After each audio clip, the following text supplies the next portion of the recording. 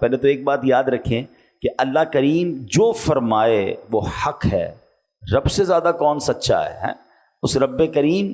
لیکن جب قسم ارشاد فرما دے تو اس کا مطلب یہ ہے کہ یہ بات کتنی امپورٹنٹ ہے اور کتنے مبارک شہر کی بات ہو رہی ہے. اللہ اکبر. دیکھیں ذرا سمجھیے گا، ہم کسی بات کو منوانے کے لیے، کسی بات کو یقین دلانے کے لیے ہم کہتے ہیں اللہ کی قسم ہیں، کیونکہ ہم مخلوق ہیں، رب خالق ہے، ہم غلام ہیں، اللہ مالک ہے، ہم رزق کے محتاج ہیں، رب عطا فرمانے والا ہے. تو ہم جب بھی قسم کھائیں گے اپنے سے بلند رتبہ کی قسم کھائیں گے نا، ہم کہتے ہیں اللہ کی قسم. اللہ اکبر. لیکن جب اللہ پاک قسم ارشاد فرماتا ہے تو یہاں یہ بات نہیں ہوتی، بلکہ اللہ پاک قسم ارشاد فرماتا ہے اس لیے کہ جس بات کی قسم کھائی جا رہی ہے سوچو وہ کتنی اونچی شان والی ہے، کتنی اہمیت والی ہے. اللہ قرآن میں فرماتا ہے وَمَنْ أَصْدَقُ مِنَ اللَّهِ قِيلًا، اور اللہ سے زیادہ کس کی بات سچی ہے. اب آپ سوچ رہے ہوں گے ایسا کون سا شہر ہے جس کی رب عز و جل نے قسم ارشاد فرمائی. اللہ اکبر. اب ذرا سنیے گا، اللہ کریم قرآن مجید فرقان حمید میں ارشاد فرماتا ہے، سورت کا نام بھی بلد ہے، بلد کہتے ہیں شہر کو، اور یہ پارہ نمبر 30 میں ہے اور اس کی آیت نمبر 1 اور 2. اللہ ارشاد فرماتا ہے لا اقسم بہذا البلد وانت حل بہذا البلد. سبحان اللہ. اب اس کا ترجمہ کیا ہے؟ رب کریم قرآن مجید میں ارشاد فرماتا ہے، اب ذرا اس کا معنی سمجھیے گا، مجھے اس شہر کی قسم. ہائے ہائے ہائے. کون سے شہر کی؟ ابھی ذرا آگے سنیں گے. یہاں یہ قسم جو ارشاد فرمائی جا رہی ہے نا، اس کا مطلب ہے کہ اے محبوب مجھے کس شہر کی قسم؟ شہر مکہ کی قسم. یہاں بات ہو رہی ہے شہر مکہ. جب جب حج کے دن آتے ہیں نا تو بس دل تڑپ اٹھتا ہے. اللہ پاک سے ہماری بھی دعا ہے ہمیں بھی یہ سعادت نصیب ہو جائے کہ ہم بھی احرام باندھیں، حرم پاک پہنچیں، کعبہ مقدسہ کی پرنور فضاؤں میں سانسیں لیں، کعبہ شریف کے نظاروں سے ہماری آنکھیں ٹھنڈک پائیں، کبھی ملتزم کو چومیں، کبھی حجر اسود کے بوسے لیں، کبھی میزاب رحمت کے نیچے نفل پڑھنے کی سعادت ملے. اللہ کرے کہ ہمیں بھی منا، عرفات اور مزدلفہ کی مبارک ساعتیں نصیب ہو جائیں. خدا کی قسم جو منا کی وادی کی راتیں ہیں، ساری زندگی آپ بڑے سے بڑے 5 اسٹار ہوٹل میں رہ لیں، مگر جو ان خیموں کی راتوں کا لطف ہے، جو مزدلفہ کی پتھریلی زمین پر جب کوئی ٹینٹ بھی نہیں ہوتا، جب لاکھوں فرزندان توحید لبیک اللہم لبیک کی صداؤں کے ساتھ وہ رات گزارتے ہیں. اللہ اکبر. یہ لفظوں میں یہ مناظر بیان نہیں ہو سکتے. اللہ ہم سب کو نصیب فرمائے. اور سبحان اللہ، بڑی خوبصورت بات روایتوں میں ملتی ہے کہ حاجی کے لیے جو مزدلفہ کی رات ہے وہ شب قدر سے افضل رات ہے. اتنی مبارک رات. اللہ اکبر. عرفات کے دن کو لفظوں میں کیسے بیان کر دیں جب سارے حاجی اللہ کی بارگاہ میں اپنے گناہوں کی معافی طلب کرتے ہیں، اور احادیث میں مضمون ملتا ہے کہ اللہ کریم اس دن سب کی بخشش فرما دیتا ہے. تو یہ ایسا سفر ہے کہ بس دل سے صدا کیا نکلتی ہے، ذکر تھا آخری مہینے کا، تذکرہ چھڑ گیا مدینے کا، حاجیوں مصطفیٰ سے کہہ دینا، حاجیوں مصطفیٰ سے کہہ دینا، غم کے مارے سلام کہتے ہیں. اللہ ہمیں بھی جلدی جلدی حج کی سعادت نصیب فرمائے. یا خدا ایسے اسباب پاؤں، کاش مکے مدینے میں جاؤں، مجھ کو ارمان حج کا بڑا ہے. یا خدا تجھ سے میری دعا ہے. اللہ ہمارے مقدر میں بھی حج لکھ دے، ہمیں بھی مدینے کی حاضری عطا فرما دے. تو اب سبحان اللہ قرآن کی آیت کی طرف آتے ہیں. لا اقسم بہذا البلد، مجھے اس شہر کی قسم. اس آیت میں اللہ کریم نے مکہ پاک کی قسم ارشاد فرمائی ہے. تو اب ذرا غور کیجئے کہ جب رب قسم ارشاد فرما رہا ہے یہ کتنا مبارک شہر ہوگا. اچھا، اب شہر مکہ کی قسم جب ارشاد فرمائی تو ہو سکتا ہے کسی کے ذہن میں سوال آئے کہ واقعی یہ تو بڑا مبارک شہر ہے، وہاں کعبہ ہے، وہاں حجر اسود ہے، وہاں مکہ میں نبی پاک کی ولادت گاہ ہے، وہاں جناب حضرت ابراہیم علیہ الصلوۃ والسلام نے اس شہر کو اپنایا، مقام ابراہیم ہے، وہاں حجر اسود ہے، وہاں منی، عرفات، بہت کچھ ہے، تو اس وجہ سے مکے کی قسم ارشاد فرمائی؟ نہیں، اب بڑی کمال کی بات کرنے جا رہا ہوں۔ اتنی مبارک چیزیں ہوتے ہوئے رب نے یہ نہیں فرمایا کہ اس شہر مکہ کی قسم جس میں کعبہ ہے، اس شہر مکہ کی قسم جس میں حجر اسود ہے، اس شہر مکہ کی قسم جس میں مقدس پہاڑ صفا اور مروہ کے ہیں، اس شہر مکہ کی قسم کہ جہاں منی ہے، جہاں مزدلفہ ہے۔ نہیں، اللہ نے آگے کیا فرمایا؟ وَأَنْتَ حِلٌّ بِهَذَا الْبَلَدِ، کون سا شہر مکہ؟ جبکہ تم اس شہر میں تشریف فرما ہو۔ اے محبوب، آپ اس شہر میں ہیں، اس لیے شہر مکہ کی قسم۔ آئے ہائے، یعنی محبوب کریم علیہ الصلوۃ والسلام، مکہ پاک کی فضیلت کی چیزیں بہت ہیں، مگر اس شہر میں جو سب سے زیادہ مجھے پسند ہے وہ یہ ہے کہ شہر پاک کی مٹی نے آپ کے قدم کے بوسے لیے ہیں۔ یہی وہ حوالہ ہے جس کی وجہ سے مکہ مکرمہ کی عزت میں اتنا اضافہ ہوا۔ اللہ اکبر، کیا خوبصورت بات سیدی اعلیٰ حضرت لکھتے ہیں، خائی قرآن خاک گزر کی قسم، خائی قرآن خاک گزر کی قسم، اس کفے پاک کی حرمت پہ لاکھوں سلام۔ اللہ اکبر، نبی پاک علیہ الصلوۃ والسلام کی شان ایسی ہے جس میں رب عز و جل نے قرآن میں صرف آپ کے شہر کی قسم نہیں کھائی، بلکہ آپ کی رسالت کی، آپ کے زمانے کی، آپ کی زبان مبارک سے نکلے ہوئے الفاظ کی، یہاں تک کہ آپ کے شہر پاک کی بھی قسم ارشاد فرمائی۔ اور یہی بات بریلی کے تاجدار اعلیٰ حضرت لکھتے ہیں کہ وہ خدا نے ہے مرتبہ تجھ کو دیا، نہ کسی کو ملے نہ کسی کو ملا، وہ خدا نے ہے مرتبہ تجھ کو دیا، نہ کسی کو ملے نہ کسی کو ملا، کہ کلام مجید نے کھائی شہا، تیرے شہر و کلام و بقا کی قسم۔ اللہ اکبر، یہ شان ہے مصطفیٰ کریم علیہ الصلوۃ والسلام کی۔ اب جناب ایک اور بات ذہن میں پیدا ہوتی ہے کہ نبی پاک علیہ الصلوۃ والسلام کو رب عز و جل نے مکہ پاک میں ہی کیوں پیدا فرمایا؟ اللہ تو رب العالمین ہے نا، وہ پاکستان کا بھی رب ہے، وہ یورپ کا بھی رب ہے، وہ افریقہ کا بھی رب ہے، وہ عرب ممالک کا بھی رب ہے، مگر اسپیشلی اپنے سب سے محبوب بندے کو مکہ مکرمہ میں پیدا کیوں فرمایا؟ تو کچھ انشاءاللہ شان مکہ بھی سنیں گے اور شان محبوب رب العالمین بھی سنیں گے۔ سنتے جائیے اور اپنا ایمان تازہ کرتے جائیے۔ نبی پاک کی شان کیا ہے؟ ایک بات یاد رکھیے گا کہ اللہ پاک کے رب ہونے کا اظہار جیسا رسول پاک علیہ الصلوۃ والسلام پر ہے، ایسا کسی اور پر نہیں ہے۔ اللہ نے جو شان عطا فرمائی نا اپنے حبیب کو، سبحان اللہ۔ اب آپ ذرا سمجھیے گا، رب تو وہ ہمارا بھی ہے نا، مگر ہماری اوقات کیا ہے؟ کمالات مصطفیٰ صلی اللہ تعالیٰ علیہ وسلم کیسے ہیں؟ ہماری آنکھ تو اس دیوار کے پیچھے نہیں دیکھ سکتی ہے، اور نبی پاک کی شان یہ ہے، فرش پر بیٹھے تو عرش کو ملاحظہ فرما لیا کریں۔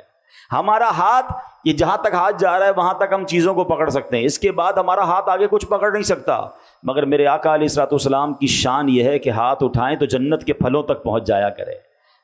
سبحان، حدیث پاک میں یہ مضمون موجود ہے۔ پھر اسی طرح چند میٹر کے فاصلے سے ہمارے کان سن نہیں پاتے، دور سے کوئی بات کرے تو آواز زور سے بولو بھائی، آواز نہیں آ رہی، ہماری اتنی سماعت ہے۔ اور سرکار دو عالم علیہ الصلوۃ والسلام کی شان یہ ہے کہ لاکھوں کلومیٹر دور کی آواز بھی سن لیں، بلکہ سب جانے دیجئے میرے آقا کی شان تو یہ ہے کہ بچپن میں جھولے میں ہیں اور اشارہ فرماتے ہیں اور چاند حرکت کرنے لگ جاتا ہے، چاند جھک جاتا جدھر، انگلی اٹھاتے مہد میں۔ یہ کوئی کہانی کی بات نہیں، حضرت عباس رضی اللہ تعالیٰ عنہ نبی پاک کے چچا ہیں جو بعد میں ایمان لائے۔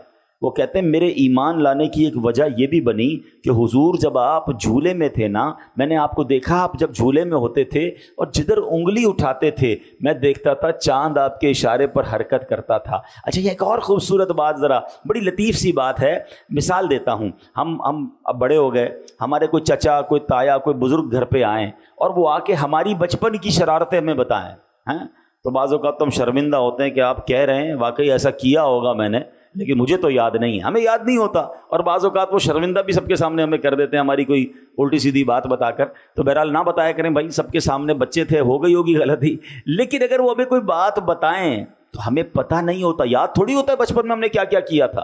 حضرت عباس نے پیارے آقا علیہ الصلوۃ والسلام کو بتایا، کب بتایا؟ جب 40 سال کی عمر میں نبی پاک اعلان نبوت فرما چکے، اس کے بعد ہی مسلمان ہوئے نا حضرت عباس. 40 پلس ایج میں نبی پاک سے حضرت عباس کہہ رہے ہیں کہ آپ جھولے میں نے دیکھا تھا، آپ جدھر انگلی اٹھاتے تھے ادھر چاند حرکت کرتا تھا. تو پیارے آقا نے یہ نہیں فرمایا کہ میرے چچا مجھے کیا معلوم اس وقت کیا ہوتا تھا. آپ نے فرمایا جی میں چاند سے باتیں کرتا تھا، وہ مجھ سے باتیں کرتا تھا. صرف اشارہ نہیں، سرکار دو عالم علیہ الصلوۃ والسلام کی شان جھولے مبارک میں یہ تھی کہ چاند کی آواز سن لیا کرتے اور چاند سے گفتگو فرمایا کرتے. ایسے ہی نہیں اعلیٰ حضرت نے شعر لکھا کہ چاند جھک جاتا جدھر انگلی اٹھاتے، مہد میں کیا ہی چلتا تھا، اشاروں پر کھلونا نور کا. تو ایسے آقا کہ جن کو رب نے اس قدر کمالات سے نوازا، سبحان اللہ. اب ذرا نبی پاک سے رب کا پیار دیکھیں. اللہ نے کئی مقامات پر قرآن میں کس طرح اپنے محبوب سے بات کی. رب کا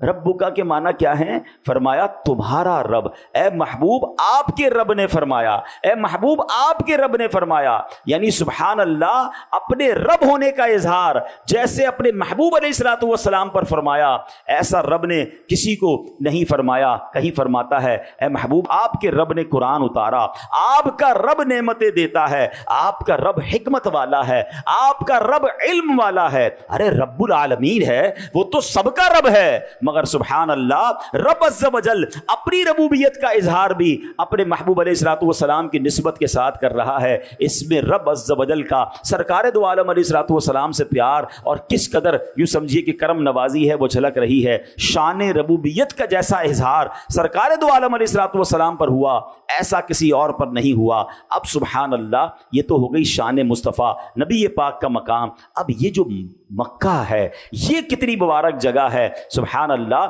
دیکھیں نا، رب تو ساری کائنات کا رب ہے، مگر رب نے اپنے رب ہونے کا شہر مکہ کی طرف کیسے اظہار فرمایا.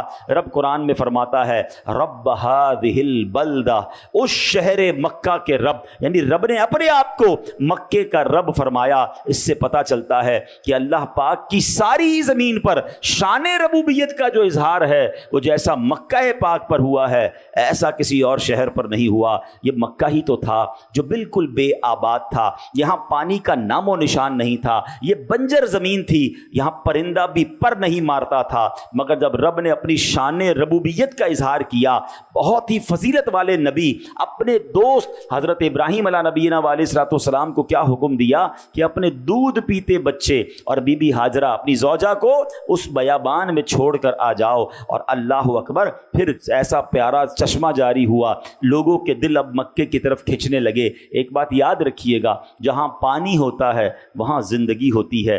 پانی آ گیا تو اب لوگ بھی آنے لگے. اور پھر اب کیا حال ہوا، اللہ نے کیسی شان ربوبیت کا اظہار کیا کہ جہاں مکے میں پرندہ پر نہیں مارتا تھا، آج حال یہ ہے کہ کروڑوں لوگ وہاں جانے کو ترس رہے ہیں. کبھی کبھی گورنمنٹ کو روکنا پڑتا ہے کہ بھائی اب ویزا نہیں ملے گا، اب پورا شہر فل ہو چکا ہے، اب جناب تھوڑے عرصے بعد کوٹا دیا جائے گا. اندازہ کیجئے یہ رب نے کیسا آباد کیا، اپنی شان کا کیسا نظارہ ہمیں دکھایا کہ اب سال کا کوئی دن، کوئی لمحہ ایسا نہیں ہوتا جب طواف جاری نہ ہو، مکہ آباد نہ ہو. اللہ اکبر. تو اب ذرا سوچئے کہ ایک ایسی شخصیت ہے کہ جس پر شان ربوبیت کا سب سے زیادہ اظہار ہوا، ایک ایسا شہر ہے جس پر رب نے اپنی شان ربوبیت کا سب سے زیادہ پوری دنیا میں اظہار کیا، تو رب نے پھر اپنے محبوب کو مکہ مکرمہ میں پیدا کیا. اس سے اندازہ ہوتا ہے کہ مکے کی شان کیسی ہے. لا اقسم بہذا البلد وانت حل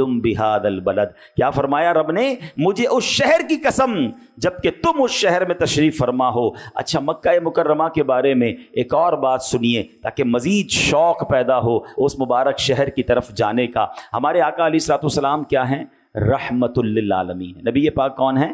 رحمت للعالمین، تمام جہانوں کے لیے رحمت بن کر تشریف لائے. ایک بڑی کمال کی بات بتاؤں، پیارے آقا جب سے تشریف لائے ہیں نا دنیا میں، عذابات آنا بند ہو گئے ہیں.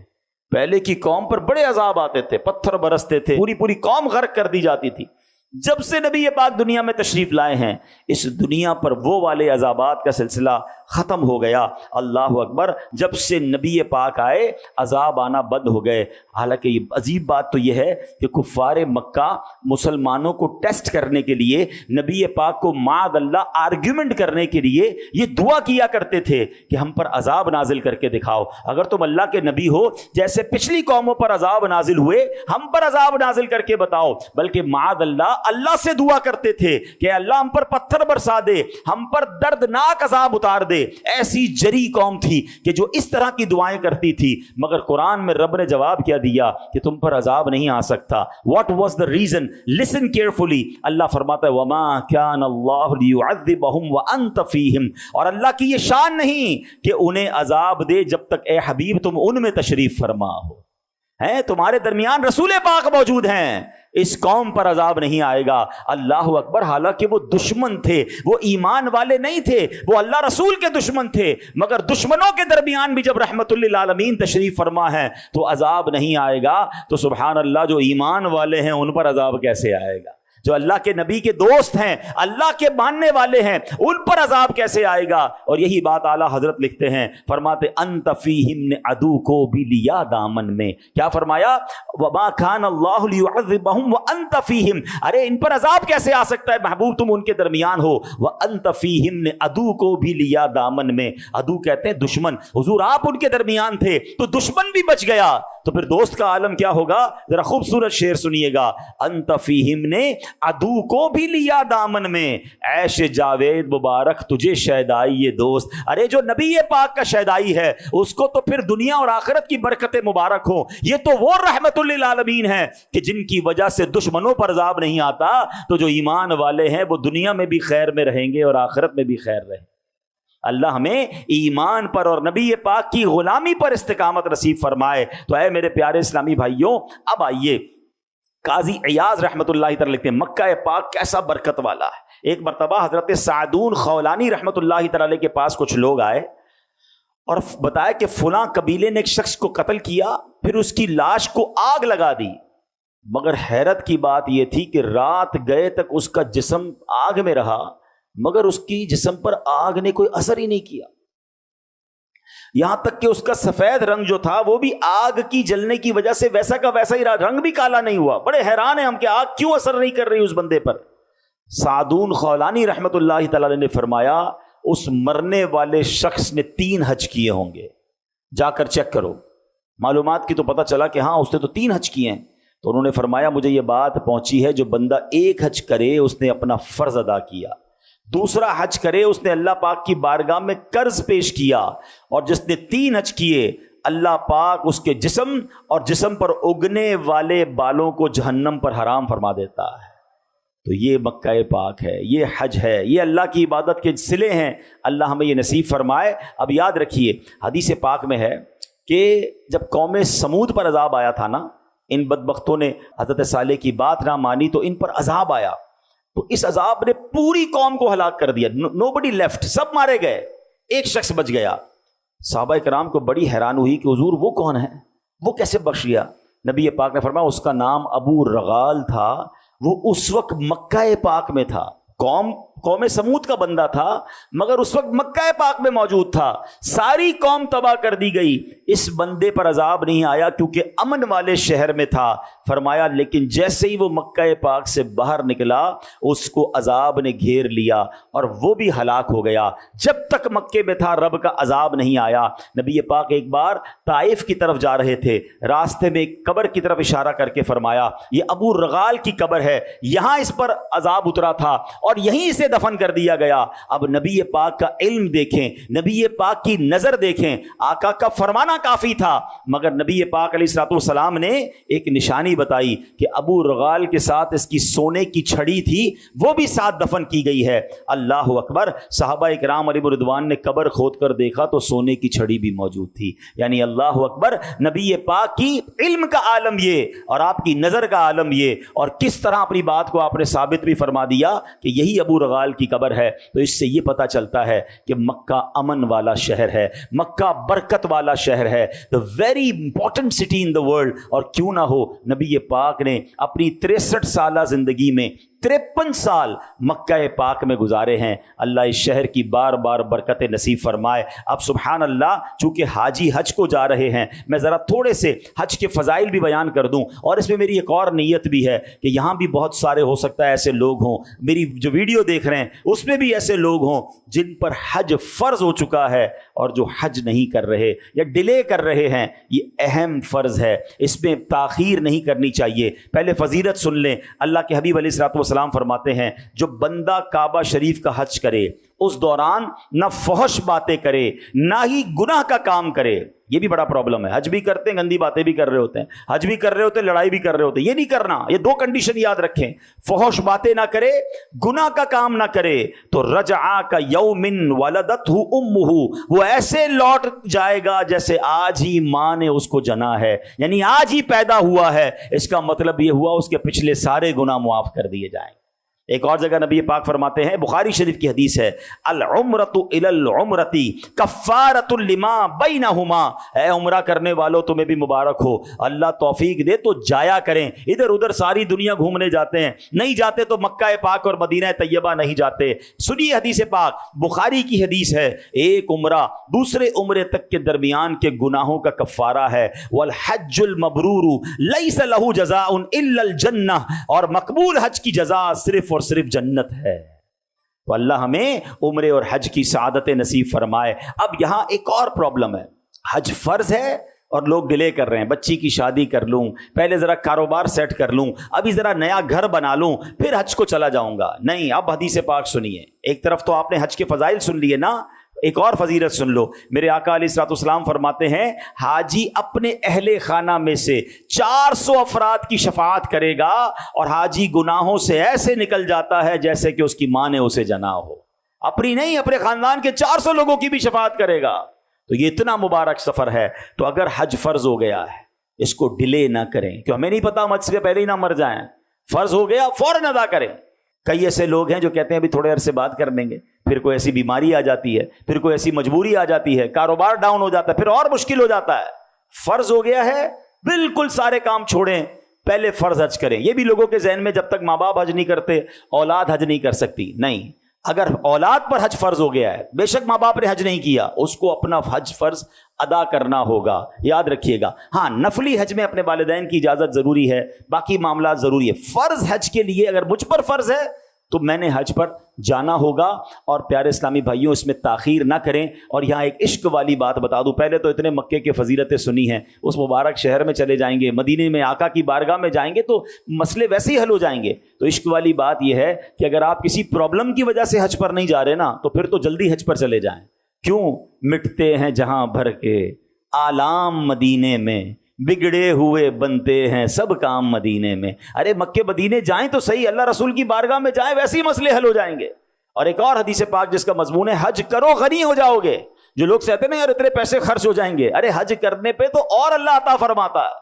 तो जो इस्तिताअत रखते हैं, हाँ ऐसा नहीं कि गरीबों पर भी हज है, जिसकी इस्तिताअत है, जो ये माल रखता है, उसकी तफसील है, सफ़र की ताकत भी रखता है, वापसी तक घर वालों का उसके पास तोशा भी है, घर वाले भी खैर से उसके इस्तेमाल करते रहेंगे, जो तफसील है वो सारी देख लें। लेकिन अगर आप पर हज फ़र्ज़ है, प्लीज़ डू नॉट डिले, आप हज कीजिए। अगर इस साल हज के फार्म वगैरह नहीं भर सकते तो आप पक्की नीयत कर लें कि अगले साल आपने हज ज़रूर करना है। अल्लाह करीम हम सबको आइंदा साल हज की सआदत नसीब फरमाए, हरमैन तैयबैन की हाज़िरियाँ अता फरमाए। और हाँ, अब मैंने उम्रे की फ़जीलत भी बयान कर दी, हज की फ़जीलत भी बयान कर दी। कई सारे ऐसे लोग हैं जो माशाल्लाह जाते रहते हैं, मगर याद रखिए ये बड़ी मुबारक जगह हैं, वहाँ हमने नेकियां करनी है, गुनाह नहीं करने। अभी आपने सुना कि फहश बात न करे, गुनाह न करे। याद रखिए मक्का पाक का मकाम इतना बुलंद है कि मक्के में एक नेकी 1,00,000 नेकी के बराबर है। सुभान अल्लाह। आप सोचें अभी आपने क्या कहा, सुभान अल्लाह दोबारा कहिए। अगर यही मक्के में कहे ना तो 1,00,000 सुभान अल्लाह कहने का सवाब मिलेगा। पाकिस्तान में 1,00,000 बार सुभान अल्लाह कहने में कितना टाइम लगेगा? यहां 2 रकत नफल पढ़े और मक्के में 2 रकत नफल पढ़े तो 1,00,000 यानी 2,00,000 नफल हो जाएंगे, मल्टीप्लाई बाय 100,000। तो बताएं उधर करना क्या चाहिए? सिर्फ नेकियां। लेकिन चूंकि मकाम बुलंद है ना, तो एक गुनाह भी 1,00,000 गुनाह के बराबर है। ये भूल जाते हैं लोग। वहां भी गीबत, वहां भी लड़ाई, वहां भी मोबाइल पर पता नहीं क्या क्या देख रहे हैं। نہیں، مکے میں ڈرنا ہے کہ میرے گناہ نہ کہیں میں گناہ لے کر نہ آ جاؤں، میں معافی مانگنے گیا ہوں، میں اللہ کو راضی کرنے گیا ہوں۔ بالکل اسی طرح مدینہ طیبہ، سبحان اللہ، سنبھل کر پاؤں رکھنا زائروں شہر مدینہ میں، کہیں ایسا نہ ہو سارا سفر بیکار ہو جائے۔ تو اللہ آپ کو بار بار حج اور عمرہ نصیب فرمائے، مگر ادب کے ساتھ جائیے گا، عبادت کے لیے جائیے گا۔ اور مکے میں تو وہ عبادت ہے جو پوری دنیا میں نہیں ہو سکتی، خاص طور پر طواف کعبہ۔ پوری دنیا میں کعبہ تو ایک ہی جگہ ہے نا، تو وہاں طواف کریں، عمرے کریں، حرم پاک میں وقت گزاریں۔ یہ ہوٹلوں پہ، شاپنگ سینٹر میں لوگ پورا پورا دن باہر گھوم رہے ہوتے ہیں، ایک آدھ گھنٹے کے لیے مسجد نبوی شریف میں، 2 گھنٹے کے لیے گئے، حرم شریف میں گئے، باقی سارا دن باہر۔ نہیں، ہم اس لیے نہیں گئے، اللہ نے بلایا ہے تو اس سفر کو اپنی مغفرت کا سفر بنائیں۔ اللہ کریم ہمیں بار بار سفر کرنے کی توفیق عطا فرمائے، آمین بجاہ النبی الامین صلی اللہ تعالی علیہ وسلم۔